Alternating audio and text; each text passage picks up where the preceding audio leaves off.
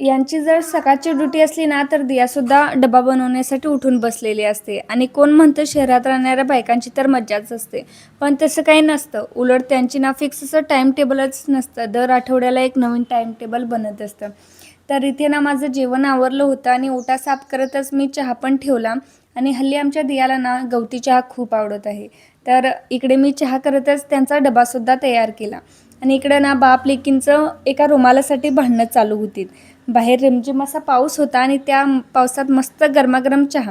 आणि हा आहे माझा आवडता विषय, चहा आणि चपाती. तसं तर दियाला मी चहा देतच नाही, पण कधीकधी ती लवकर उठते तर तेव्हा देते. आणि कामाला जाण्याआधी फोन बघण्यातच यांचा खरा आनंद लपलाय. एकदा का कामाला गेले तर 9 ते 10 तास यांची आणि फोनची काही भेट नसते. पण खरंच पुरुषांचं आयुष्य ना खूप कठीण असतं.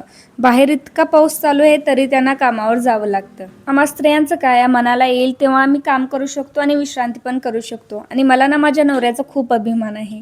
दिया ना तिच्या पप्पांना पण खूप मिस करते कामावर गेले की. ते जाईपर्यंत असंच खिडकीत बघत असते. मग तिला मी परत झोपवले, कारण एवढ्या लवकर उठली की मला खूप दमवते. तिची शाळा चालू होणार 11ला. तर आत्तापासूनच मला शाळेत सोड चल असं तिचं रड चालू असतं. आणि मी लागले माझ्या कामाला. शेगडी धुवून घेतली आणि सगळे भांडी पण घासले.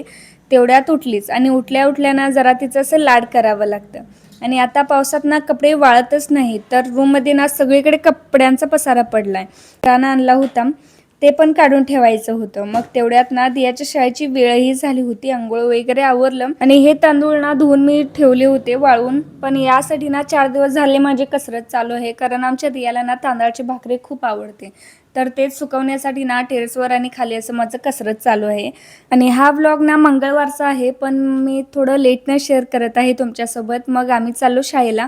बघा नवीन छत्री आणल्या म्हणून कशी पुढं पुढं जाते. आणि शाळेत गेले गेले ना हिचा असं काही खेळ चालू असतो. मग दुपारी ना एक पार्सल आलं होतं.